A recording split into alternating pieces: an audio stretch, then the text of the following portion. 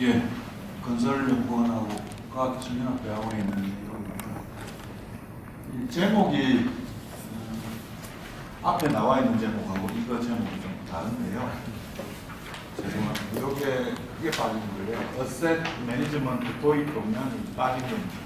저는 오늘 말씀을 드릴 내용은 자산 관리는 모든 시설에 다 포함이 되죠. 특히 그 사회 기반 시설인 인프라스트럭처에 관련되는 부분은 다 포함되는데, 제가 하고 있는 분야는 상하수도 관망 쪽으로 제가 주로 많이 하고 있기 때문에 그 내용에 대해서 오늘 말씀을 드리려고 나왔습니다.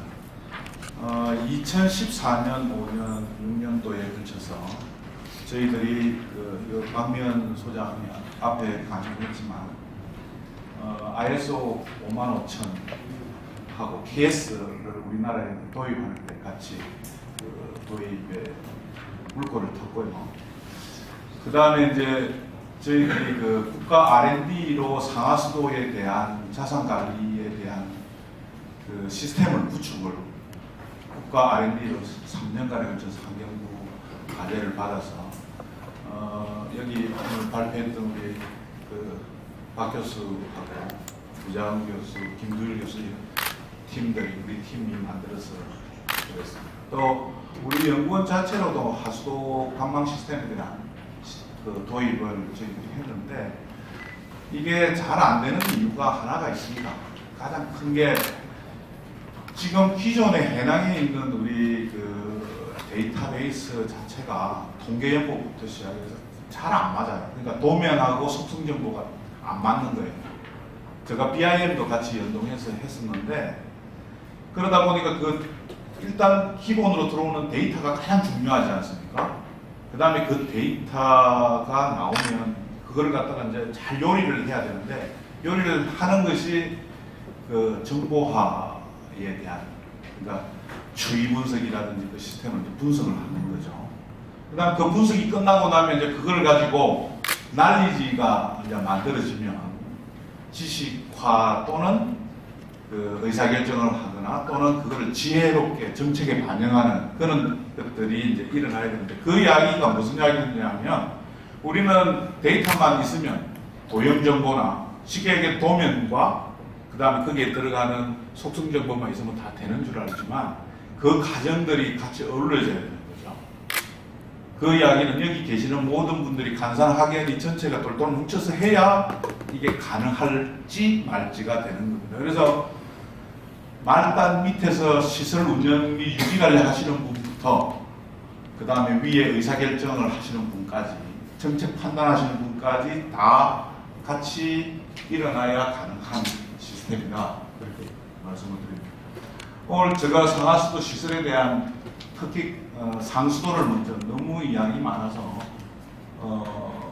말씀을 오늘 좀 올릴 예정인데요. 법제도하고 환경부에서 상하수도에 대한 해낭 및 방향성 그동안 2018년, 19년 했던 내용을 왜 지금 해낭이 이렇고 문제점이 뭐고 또 앞으로 미래는 자산관리 도입이나 BIM 같은 이런 스카다 이런 IoT를 접목하기 위해서는 어떤 시스템으로 나아가야 되는지에 대한 그 이야기를 좀 드리려고 나왔습니다. 잘 아시다시피 수도법에 환경부 소관의 수도법에 수정기가 있습니다. 수도정기 이공계획을 수립하는 상수도의 모든 것은 저기에 다 담을 수 있어요. 마스터 플랜이니까. 그 기술적인 부분이 되는 거죠. 여기에 이런 내용들이 다 들어있습니다. 여기 보면 정보와 없는 게 없어요.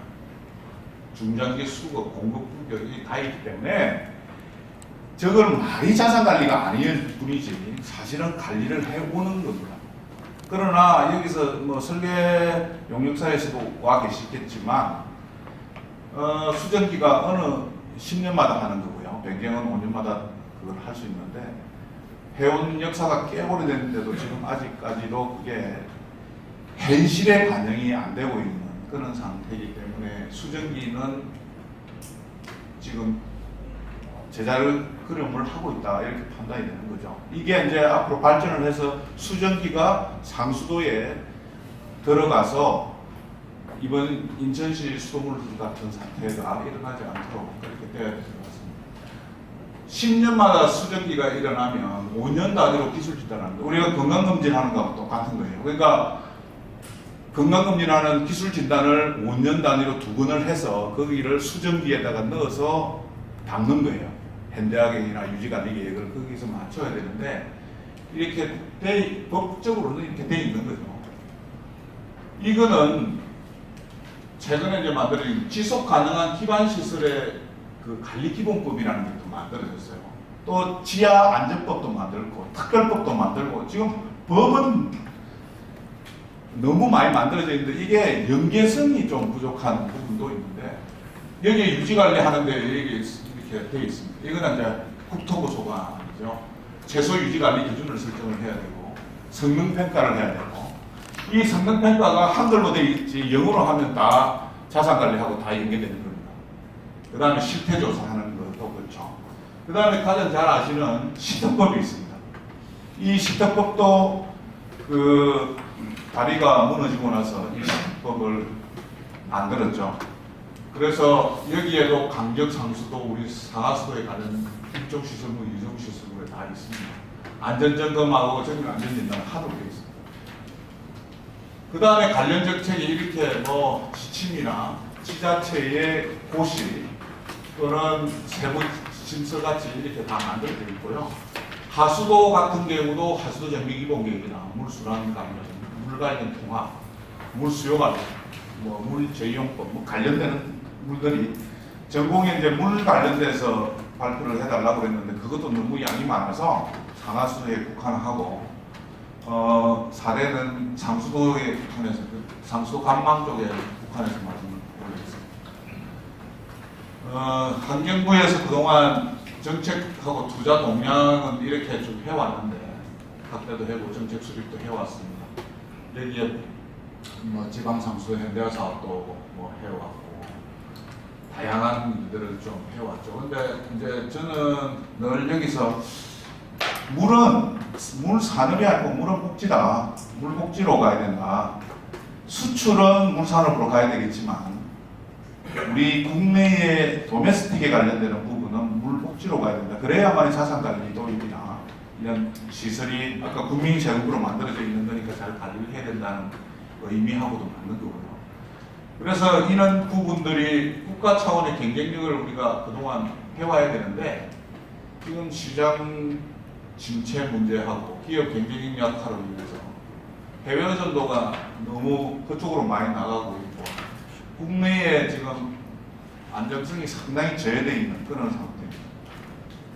시장하고 기술적으로도 보면 이게 상하수도 서비스 시장으로 전환을 갖다가 하려고 그러면 여기에 맞는 또는 자산관리나 미래 대비 기술 개발이 좀 돼야 되는데 이게 너무 브로드하게 이게 기술 개발이 그걸 하다 보니까 제목을 그 세부적인 실천 방안들이 좀 구체적으로 안 나오는 거예요. 그러니까 특히 자산관리 관련돼서는 환경부에서 저희들이 그 3년 했던 1년에 한 몇 억 안 나왔거든요. 그때 그 내용으로 그냥 연구관리가 다 끝났는데 조금 있다가 그 정책에 보시면 자산관리를 도입하는 걸로 돼 있어요. 근데 그 라이브러리나 도형정보 디타이징 하는 거나 속성정보를 만들어서 그 표준화하는 작업들이 그 DB화하는 작업들이 되게 중요하거든요. 그리고 그거를 이제 아까 그 인포메이션 만드는 거, 그 다음에 날리지 만드는 그 과정들이 필요한데 그런 부분들이 조금 부족하다 이렇게 말씀을 드립니다. 국가 R&D는 지금 이런 식으로 사전 기획을 해서 쭉 KT라고 하는 데서 지금 하고 있죠. 잘 아시다시피 이거는 뭐 어디 이런 걸 제가 따온 거니까 상하수도 핵심 기술 개발 사업에 대한 부분이고요.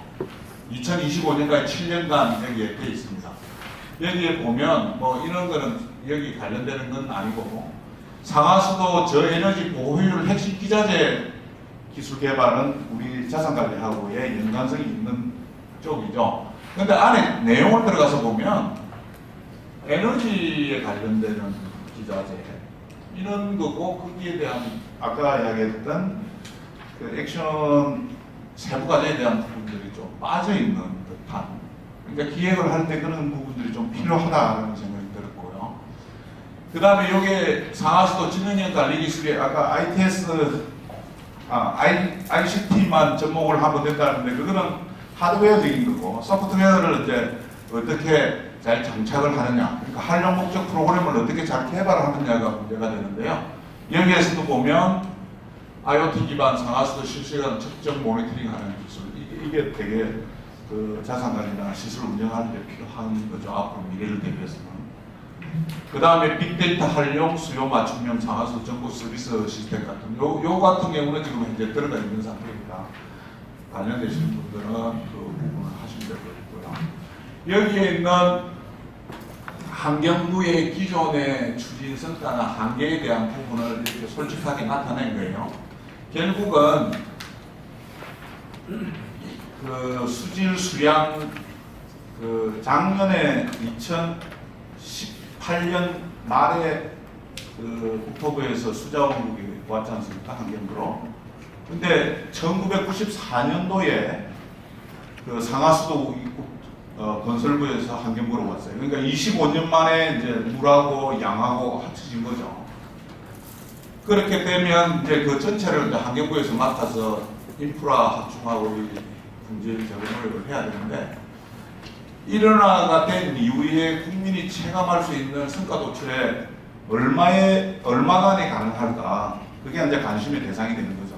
그러다 보면 앞으로는 자산관리에 대한 서비스화 같은 부분들을 개발을 해서 해야 그 한계성을 극복하는 하나의 방법론이 되지 않을까 해서 제가 여기 말씀을 드린 거죠. 2019년도 환경부에서 발표한 4대 분야 9개 중점과제입니다. 이 중에 우리 상하수도 시설하고 자산관리에 관련되는 부분들은 여기에서 보면 그 물산업 기술 핵심 부분에 상하수도 시설 운영관리 효율이라고 되어 있어요. 이 운영관리라고 하는 말이 오해의 소지가 없었으면 좋겠는데, 시설 운영 및 유지관리입니다. 그러니까 O&M이 되는 거죠. 영어로 하면 Operate and Maintenance의 개념이 들어가야 된다고 봅니다. 그 다음에 여기에 관련되는 상하수 재난관리도 그거하고 연계가, 그러니까 FM하고 AM, FM이 있는데 FM하고도 연계가 될 수 있는 부분이죠. 그 다음에 여기에 보면 유역단위 용수공급 체계라든지, 그 다음에 여기 안심할 수 있는 수돗물 공급 체계. 지금 연일 그 수돗물 누수 사고 또는 적수 문제가 계속 터지잖아요. 제가 보기에는 앞으로 한 10년, 20년간 계속 그 문제는 계속 터질 것이다. 이제 터질 시기가 된 거예요. 그래서 그런 부분들을 앞으로 어떻게 우리가 긴급 대응과 평상시 대응을 어떻게 할 거냐에 대한 부분이 우리의 숙제로 남아있다, 이렇게 생각합니다. 그래서 그 각각에 대한 부분은 참고로 나와 있으니까 참고로 보시면 되겠고요. 여기에서 보면 아까 물산업이라고 되어 있잖아요. 이걸 물복지로 저는 바꿔야 된다고 개인적으로 생각을 하는데, 여기에 자산관리 시스템을 도입한다, 이렇게 되어 있습니다. 그래서 이제 꼭지는 넣어놓은 거죠. 그러니까 키보드는 넣어놓는데, 지금 우리 그 환경부에서 자산관리 관련되는 거는 3년을 국가 R&D 연구비로 투자를 한 거고요. 산자부에서는 엄청 그것보다 한 공이 하나는 더 이상 붙은 것 같은데, 그는 국가 R&D가 투자가 됩니다. 그러니까 이게 부처의 그 특성인 것 같아요. 그러니까 산자부 같은 경우는 ISO나 그 KS 자체 도입을 할 때 그 우리나라 표준화 형태로 만들어 놔고, 그거는 이제 각 부처별로는 그 자기 부처가 담당하고 있는 시설별로 나눠서 그렇게 도입을 하라는 뜻이라고 봅니다. 그래서 제가 이제 지금부터 석장에 걸쳐서 제가 주장하는 겁니다. 이거는 앞에는 이제 환경부에서 했던 거를 제가 요거는 이렇게 정리를 했으면 좋겠다 하는 어떤 현황이나 개선 사항에 대한 코멘트였고요. 첫 번째가 상하수도의 시설물의 유지관리 정책으로의 그 시프트 이동입니다. 그 패러다임 자체가 바뀌어야 되는데, 지금은 설계 시공하는 데 중점을 뒀다면 앞으로는 시설 운영까지도 지금 많이 돼 있죠. 관리대행까지는 하수도는 갔으니까. 상수도는 아직 관리대행이 안 들어가 있는 상태죠. 그래서 일례로 제주도의 그 유수율 문제가 몇 년 전에 국감장에서 터졌죠. 이게 45%의 유수율이 안 되는 거를 85%가 된다고 10년간 거짓말을 했어요. 국감에서. 그런데 그게 왜 밝혀졌느냐? 수자원공사가 관리대행을 하면서 그 들어가서 보니까 알게 돼서 그게 터진 거예요. 그러니까 본인들이 늘 내가 갖고 있으면 남들이 못 보니까 그게 오픈이 안 되는 거죠. 그러니까 지금 우리 상수도 통계연보가 그런 현상을 갖고 있어요. 시설. 그 통계가 정말 죄송하게도 그 통계가 정말 안 맞습니다. 그래서 그 통계를 빨리 저는 지금 빨리 그거를 오픈을 해서 누군가가 그것부터 고쳐야 된다고 생각합니다. 특히 유수율이 하나가 이야기하면 유수율이 누수하고 유수율을 정확하게 알려면 누수되는 수도 계량기 불감수량하고 공공수량하고 수도사업용수량하고 그 다음에 누수량을 알아야만이 이 유수율이 풀리는 문제거든요. 그러니까 4차 연립 방정식을 풀어야 되는데 아는 거는 지금 수도 물값 받은 가격만 아는 거예요. 그러다 보니까 이게 우리가 자산관리 같은 걸 할 때 그 자료를 넣어서 뭔가 상태평가든 진단을 하든 뭐 내구성 진단이든 기능 진단이든 뭘 해보려고 그러면 뭔가 데이터가 안 맞는 거예요. 그래서 그런 부분들을 하려고 그러면 빨리 그 오픈을 해서 그거를 과거의 잘못을 시인을 하고 빨리 다시 바로 잡아야 수도 발전이니까 이렇게 저는 개인적으로 생각을 하고요. 그 중에 가장 중요한 게 이 DB 정보 시스템 구축입니다. 속성하고 그러니까 지금 우리 종이로 되어 있는 도형하고 GIS 시스템으로 구축되어 있는 그거하고 현장하고의 그 신뢰도 문제거든요. 그러니까 현장의 신뢰도는 90% 이상, 그 다음에 도면상으로 신뢰도는 95% 이상의 신뢰도를 가져오야만이 앞으로 자산 관리고 뭐고 다 가능한 미래 ITS를 그래서 각 ICT를 접목이 가능해지는 거예요. 그때 돼야. 그렇지 않으면 로데이터가 안 좋은 거를 집어넣어 놓으면 나오는 것도 안 좋은 게 나오겠죠. 그거야 뭐 당연한 논리겠습니다. 그래서 지금 앞으로 우리가 해야 될 게 이런 BIM, 어셋 매니지먼트, 스카다, 뭐 IoT 적용, AM, FM, 뭐 스마트 워터 그리드, 뭐 이런 한 빅데이터, 뭐 이런 게 우리가 다 좋은데 이거를 하려고 그러면 그게 기본이 안 되고서는 지금 있는 상태로서는 하면 할수록 돈만 이제 까먹는 거대한 그 괴물이 되는 행태를 가져올 수 있다는 이야기입니다. 그 다음에 아까 수전기하고 하전기 이야기를 잠시 했는데 이거를 환경공단에서 하든 상하수도 협회에서 하든 수전기나 하전기가 온 그거를 피드백을 좀 해야 되는 필요가 있어요. 그 다음에 전문 인력에 대한 부분 이거는 뭐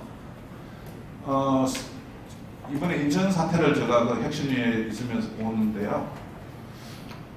기존에 있던 그 기능직의 직공장들이 다 퇴임을 하고 그러다 보니까 이게 수계 전환조차 늘 해마다 해오던 그거조차 하나가 안 된다는 게 저게 할 때 도형 정보하고 소통 정보가 되게 중요하거든요. 근데 그게 파악이 안 되고 한 달, 두 달씩 한다는 이야기가 이런 문제를 갖고 옵니다. 그 다음에 또 이 무단수 시스템인데 우리 수도물이 단수가 되면 안 된다는 거였잖아요. 근데 인천시 사태가 사실은 단수를 시켜놓았으면 됐던 이야기죠. 근데 단수를 안 시키고 국민들이 서비스를 하려고 그거를 우회해서 수계 전환을 한 거예요. 단수 안 시키고 물을 주려고. 그랬는데 그게 적수를 갖고 온 거죠. 초이스의 문제예요. 단수를 할 거냐, 적수를 만날 거냐, 이게 초이스의 문제인데 제가 보기로는 계획 단수라는 이를 수없이 몇 년간 해야 돼. 몇십 년간 해야 돼. 일본이 그런 선진 외국이 다 그러니까요. 계획 단수를 많이 하다 보면 간망 정비가 되면서 무단수 시스템이 갖춰지는 거예요. 어느 날 갑자기 간망 정비 한다고 돼서 신간으로 교체를 한다고 될 부분은 아니다는 거죠. 그 다음에 두 번째 긴급하고 평상시에 이런 부분을 해야 되는데 이런 내용은 뭐 수처리에 관련되는 부분도 있고 한데 지금 가장 큰 게 요 밑에 거 요거예요. 지금 기부 체납 같은 각 지자체의 건설 회사에서 어떤 단지 개발이나 택지 개발을 해갖고 이렇게 기부 체납을 하고 있는데 우수관로나 오수관로가 만들어졌는데 그거를 시공 품질을 판단할 수 있는 기준이 없어요. 이게 제대로 시공을 했는지 안 했는지 준공 처리는 뭐 다 형식적으로 행정 처리로 하는 거고 CCTV를 찍으면 그 CCTV에 대한 분석을 해서 판단을 해줘야 될 거 아니에요.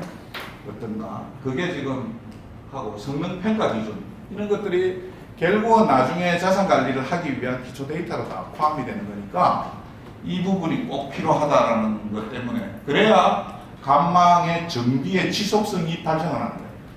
그리고 기재부 설득력도 있는 거고요. 그 다음에 우리 그 IT를 활용한 물관리 고도화에 이런 부분들이 들어와서 뭐 하는데 이번에도 수계전환에 관련되는 것도 그렇고요. 수계전환도 시민이 행동해야 되는 액션 플랜이 필요하고 상수사본부에서도 필요하고요. 그 다음에 현장 수도 사업소에서도 필요한 그런 매뉴얼들이 각 분야별로 만들어졌으면 좋겠다 하는 생각이 들어서 하나의 참고로 해놨습니다. 정책적하고 기술적으로 두 개를 나눠서 뭐 시간이 됐으니까 간단하게 코멘트만 하고 넘어가도록 하겠습니다. 이번에 그 수돗물 그 부분을 보니까 우리나라 국민들이 이렇게 수돗물에 관심이 많았는지 저는 처음 알았습니다. 그동안 관심이 전혀 없다가 그 카페 마음 카페 그 대책이 대부분이 여자분들인데요. 40대 분들이 그 인터넷하고 이런 거를 너무 잘하니까 그 우리 전문가를 신뢰를 못해요. 그동안 만났던 전문가가 자기들보다 못하대 실력. 자기들은 2달 공부했는데. 그러니까 전문가가 아닌 사람이 자기가 전문가라고 가서 그걸 이야기를 하고 있는 거예요. 거기에 참석하면 안 되는 거죠.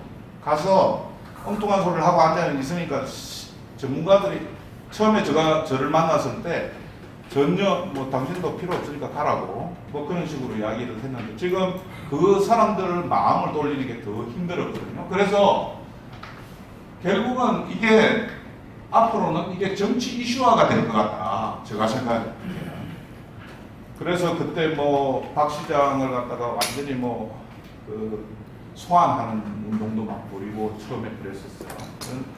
그러니까 앞으로는 이게 계속 이런 문제가 수돗물 적수 문제나 누수 문제는 계속 커질 우려가 있기 때문에 또 하수도는 싱크홀 문제가 되는 부분들이 있어서 우리가 신경을 쓰고 이게 결국은 자산 관리로 가는 첫걸음이 될 수가 있기 때문에 해야 된다는 생각이 듭니다. 그 다음에 시설 운영 및 유지 관리를 지금 하지 않으면 그 분석을 그때 저희들이 해보니까 한 3.5배부터 한 10배 정도 이상이 추가로 더 소요가 돼요. 그러니까 적절한 타이밍이 되게 중요하다는 이야기죠. 뭐 당연한 겁니다, 그거는. 그래서 그 부분이 필요하고 유지관리 시대로 지금 접어들었다고 생각을 합니다. 그러다 보니까 우리가 대응 전략이 없기 때문에 그런 부분을 상시, 비상시로 나눠서 해야 되겠다 하는 이야기를 마치겠습니다. 그 다음에 마지막에 전문 인력 양성인데요. 서울시에서 지금 전문관 제도를 이용을 하고 있어요. 각 까발로 1명 내지 2명을 전문관을 둬요. 근데 인천시 같은 데에 제가 가봤더니 부장들이나 본부장이 뭐 6개월 있으면 나가실 분들이 그 와가 있는 거예요. 그러면 이게 영도 안 쓸 뿐만 아니라 그 자체가 늘 뭐 발령이 그리로 상수사법부로 나오면 다 싫어하는 거예요. 뭐 승진도 안 되고 뭐 당첨됐다고 생각하고 이러니까. 그러니까 우리 아버지 물프로 갔다고 그런 이야기도 들리고 하는 상태가 좀 안 좋았어요. 그래서 이게 승진 당근과 채찍 마련도 좀 해야 되고 그런 의미에서 뭐 전문가 제도를 또 도입을 해서 승진도 좀 어드밴티지도 주고 이런 걸로 좀 해야 되는데 결국은 아까 제가 모두에 잠시 말씀드렸지만 하수도는 거의 95% 이상이 지금 관리되어 있는 것 같단 말이에요. 그럼 상수도만 지금 남아있는 거예요. 이게 공사가 될지 민영화가 될지 관리 대행으로 갈지는 앞으로 아직 결정 안 됐는데 이게 답은 나와야 돼요. 근데 이게 전공로 때문에 안 됐던 거잖아요, 결국은. 그러니까 자산 관리를 하기 위해서는 어떤 형태가 되든 자산 관리는 당연히 되겠죠. 누군가를 해야 되는 거니까. 그런데 제가 이 이야기를 하나 드리고 싶어서 지금 앞에 말이 길었는데, 배관공 자격증을 해야 되겠다. 슈퍼마리오가 그 게임에 나오는 그 애의 캐릭터가 그게 배관공이에요. 그러니까 세계적인 그 캐릭터로 만들어졌는데, 우리나라에서도 그래서 제가 그 산자부에다가 상하수도만 가지고는 할 수가 없어서 산자부에다가 그 이야기를 이제 열수송단 그 백성역에 터진 거 있잖아요. 그거를 제가 이제 도와주면서 산자부에 그 접촉을 하고 있는데, 앞으로 그런 부분이 다 풀리면 상하수도에 배관되는 자격 라이센스도 용접기사의 대우를 이상으로 받을 수 있는 시스템이 돼야 누수를 아마 잡을 수 있지 않을까 그렇게 생각합니다. 이상 발표 마치겠습니다.